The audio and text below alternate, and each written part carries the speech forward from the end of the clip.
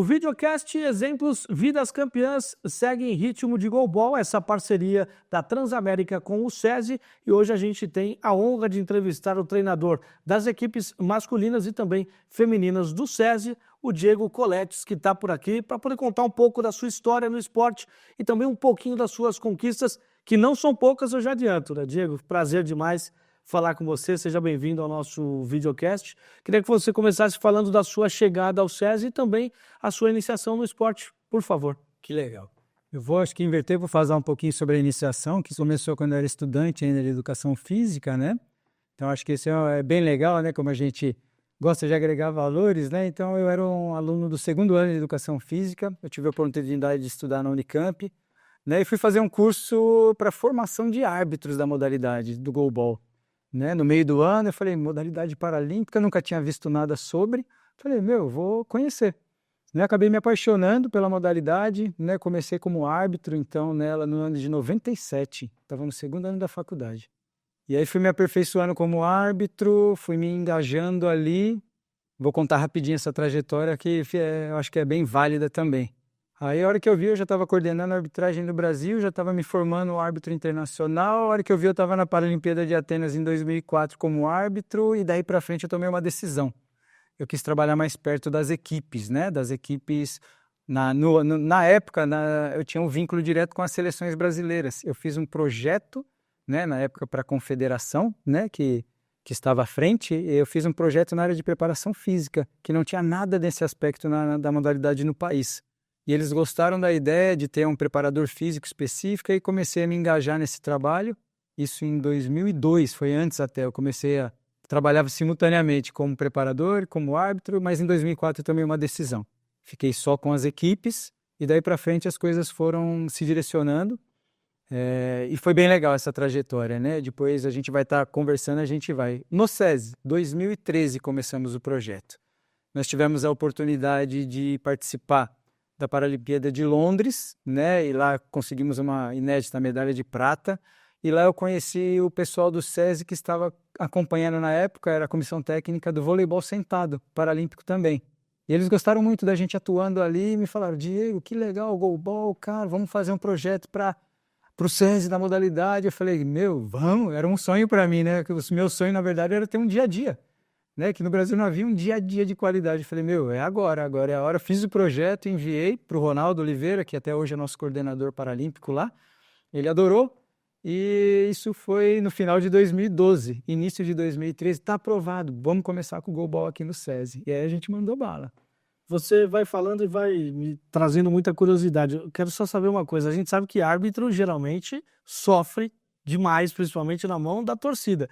No goalball também é assim? Foi difícil para você? É mais difícil ser árbitro ou treinador? Como que é? São duas coisas bem diferentes, né? Eu passei primeiro como árbitro sendo pressionado pelos técnicos, né? Então a gente está ali, você está o tempo todo o cara reclamando que você errou uma marcação, não deu isso, não deu aquilo. E aí você muitas vezes tem que desviar a atenção daquele momento, né? Tem que ser bem profissional, na verdade, nesse sentido. As regras estão ali, vão sendo aplicadas, né?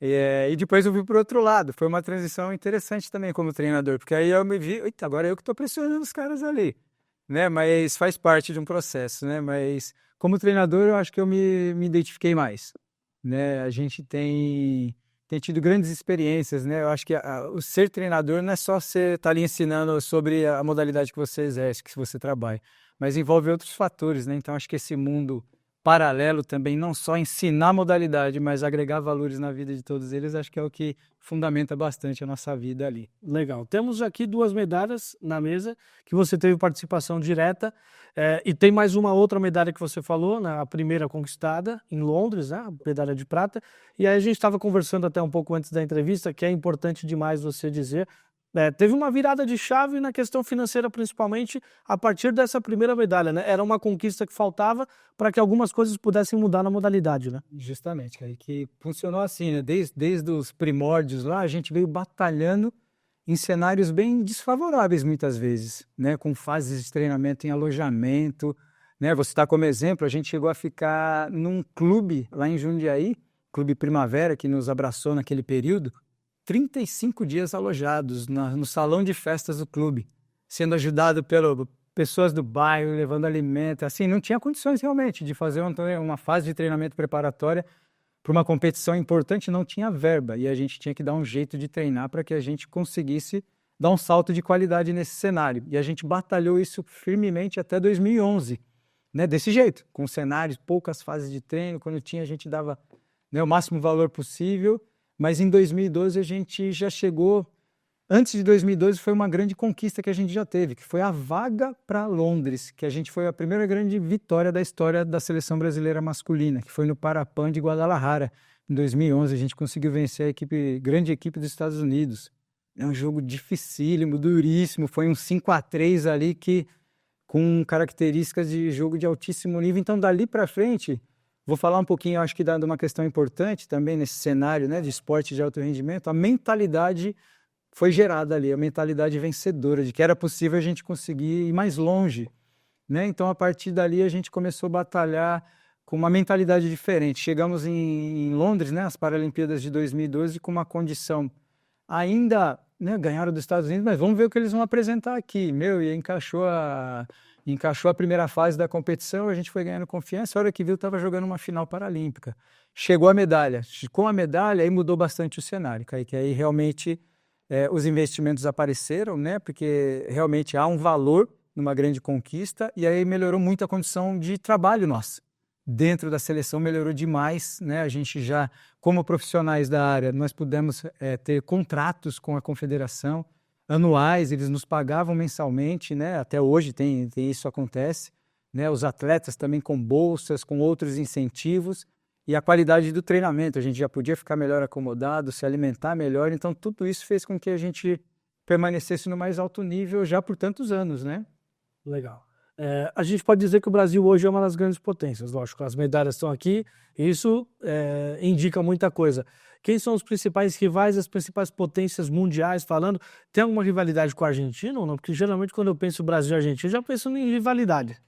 Não chegou tanto ainda no goalball. A Argentina já teve algumas boas equipes, mas não grandes equipes ainda, né? Eles vêm também galgando um pouquinho aí na busca pelo crescimento da modalidade no país, melhoraram bastante, mas ainda nos confrontos diretos eles ainda não conseguiram nos deixar assim, né, dar um grande trabalho. A gente tem dominado.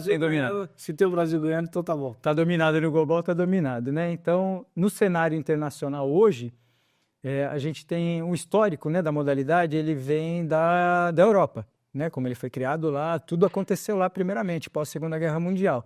Então, nos primórdios aí da modalidade, quando ela foi chegando num cenário internacional, a Europa dominava, né? E depois começou já a transitar um pouquinho para outros continentes. O continente americano, com Estados Unidos e Canadá, começou a entrar na disputa, né? Depois, posteriormente, já o continente asiático começou a ser envolvido também, e a hora que viu o continente, né, o nosso continente sul-americano também, e aí o negócio ganhou uma dimensão gigantesca, né? Hoje a gente sabe que o goalball, nos 5 continentes aí, que é disputado as competições continentais, é a modalidade mais praticada pelos deficientes visuais.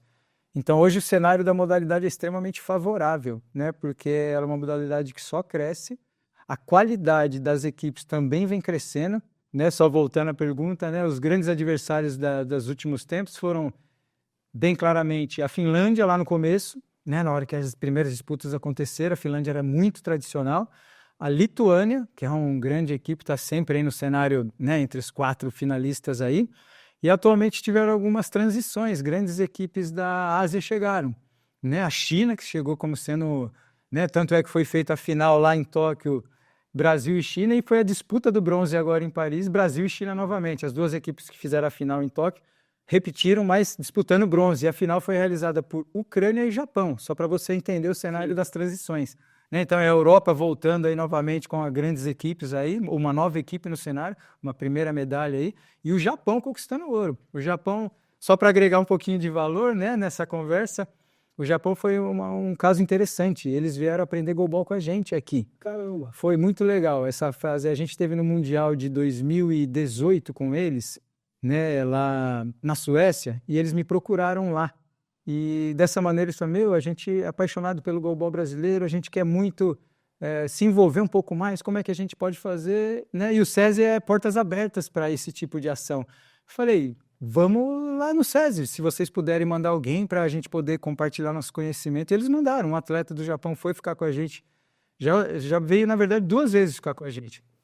Já nesse primeiro momento, em 2018, ficou, agregamos valor, filmamos o treino, fizemos tudo que a gente podia, porque eu acho que dos grandes valores que a gente tem também é a gente compartilhar nosso conhecimento, né? A gente já estava agregando bastante coisa na modalidade, falei, vamos ver se as modalidades crescerem, o goalball vai ser um dos esportes mais queridos aí, né? E é uma coisa muito legal no cenário paralímpico, né? Então você tem participação nesse ouro também. Não direta, mas a gente, eles são apaixonados pelo goalball brasileiro, até o goalball deles é bem similar na parte ofensiva, é bem claro para nós as construções deles, né? Os atletas, com certeza, ficam viciadinhos em assistir nossos atletas. O Parazinho Parazinho lá é um ídolo para eles lá. Que legal. É bem interessante, né? A gente está com o Parazinho há alguns anos, o Parazinho é um ídolo. Chegamos lá no Japão, Parazinho, todo mundo queria. Tem mais uma história engraçada em relação a isso, né? Vou contar rapidamente aqui. O Parazinho, vocês perceberam, vocês já viram, ou quando acompanharem o vídeo dele, ele é um cara super estruturado fisicamente. E os japoneses, na época, tudo magrinho assim. Olha, não, o Yuta, o nome do atleta que veio ficar com a gente, que era o capitão. Yuta, aqui, ó, o exemplo de atleta tá aqui. O Yuta cego, né? Palpando aí. Forte. É assim, cara, você tem que ficar forte. Se não ficar forte, não joga goalball. Lá eles faziam o quê? O que era o treinamento físico deles? 40 minutos correndo. É um esporte de potência, não precisa correr 40 minutos. Então teve tudo isso no cenário ali. Pô, me explicando, tem que fazer musculação, tem que fazer força lá, tá bom, vamos fazer. Chegamos no Japão, Parazinho, chamaram a gente lá, chegamos lá. Eles chamaram o Parazinho, toca na gente aqui. Aí o Parazinho brigou com eles, agora sim, eles estavam tudo forte, então quer dizer, eles levaram a sério tudo aquilo. Muito legal, né, se a gente legal demais. for visualizar, né, o cenário internacional. E para quem está acompanhando a gente e não conhece tão a fundo o goalball, eu vou pedir para você falar um pouco das particularidades e como funciona a preparação dos atletas no goalball para uma grande competição.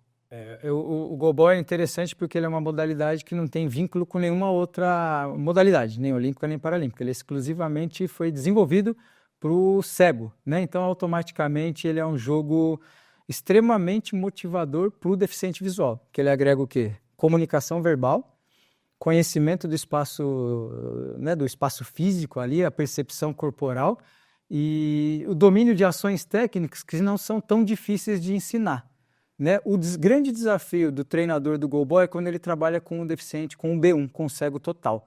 O B2 já melhora um pouquinho, o B3 facilita bastante. Por quê? Porque o cara já enxerga. O B1 não, a gente tem que ter uma paciência grande para que a gente desenvolva ele. Então a gente tem que ir para o chão, mostra como é que é o braço, como é que é a perna, como é que é isso, como é que é aquilo. Então o grande segredo da modalidade para ensinar o cego total é ter paciência, né? Agregando esse valor para que eles compreendam bem as ações.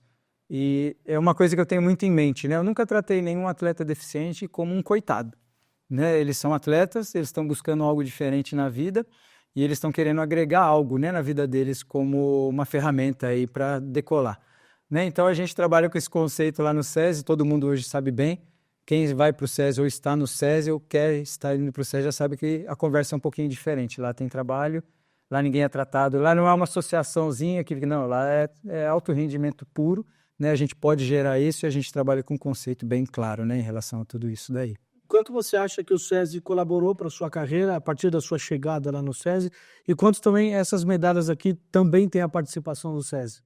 Na verdade, o SESI foi o meu maior motivador, né? Foi o fator principal da minha permanência na modalidade, porque a gente vive de ciclos ali, né? Então a gente já tinha conquistado uma medalha, conquistou mais uma medalha, né? Vai conquistando. E o SESI proporcionou algo que é um sonho, eu acho que para o cenário paralímpico no Brasil, que é ter um local que você tem total condição de trabalhar e de gerar o melhor dia a dia possível para os atletas. Né? E o SESI, como compõe o esporte e a educação, ele nos favorece em quê? Em fazer que o trabalho seja, né, uma parceria ali gerada entre o trabalho do alto rendimento esportivo com o trabalho na educação. Então, todo mundo a gente tenta direcionar para os estudos, para que se desenvolvam, para que tenham um pós-carreira esportivo bem interessante. Então, o SESI, assim, ele vai abrindo o nosso mundo em relação e vai nos oportunizando o que foi feito lá. O Parazinho, né, que nós já citamos algumas vezes assim, foi o primeiro, foi o carro-chefe de trazer um atleta de um outro estado, né? Segundo, depois veio Alex e Gabi, e já no ano seguinte, e assim a gente foi. Hoje a gente recebe atletas do Brasil inteiro que têm o interesse de participar do projeto para que cheguem ao mais alto nível esportivo e consigam também conciliar os estudos, né? Então, acho que esse cenário é único no país, o SESI é único e pioneiro.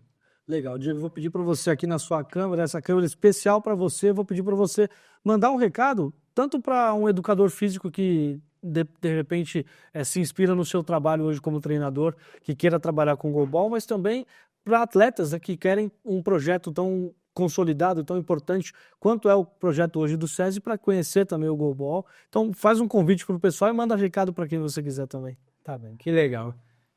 Para os treinadores, né, normalmente os alunos em formação hoje dentro das universidades têm contato, né, com o mundo paralímpico aí, né? Tem a área de adaptada que todas as universidades têm, e não deixem de acreditar que é possível fazer grandes trabalhos, né, no cenário paralímpico, que às vezes a gente fica com aquele sonho, né, de trabalhar no futebol, trabalhar em modalidades já conhecidas, né, mas dentro do mundo paralímpico hoje a gente tem uma estrutura gigantesca, né? O Brasil hoje é uma referência não só no goalball, mas em diversas modalidades, né? Vocês viram os resultados da Paralimpíada de Paris, quantas medalhas paralímpicas o Brasil não conquistou. Então, o cenário paralímpico no Brasil precisa de pessoas engajadas e com vontade, né? A gente começou lá atrás com uma modalidade, conseguimos bastante coisa. Então, acho que se as pessoas, né, as pessoas que estão formadas ou que estão se formando na educação física, que podem trabalhar, né, nessa área paralímpica, tem um leque muito grande de opções, né? Para os atletas, a gente sempre deixa um convite, o SESI tem portas abertas, recebemos todo tipo, desde jovens até atletas, né, ou que querem conhecer a modalidade de deficientes com uma idade mais avançada, a gente recebe todo mundo lá. A gente está em Mogi das Cruzes, no SESI lá em Brás Cubas, né? A gente já recebe crianças também para fazer vivências, a gente tem projetos com escolas. Sempre estamos abertos, né, para agregar valor, para que as pessoas possam conhecer um pouquinho da modalidade paralímpica e desse mundo, né, que é diferente, mas ele é super cativante também. Diego, prazer demais conhecer você, conhecer o seu trabalho, conhecer um pouco mais sobre as conquistas também dos atletas que você cuida.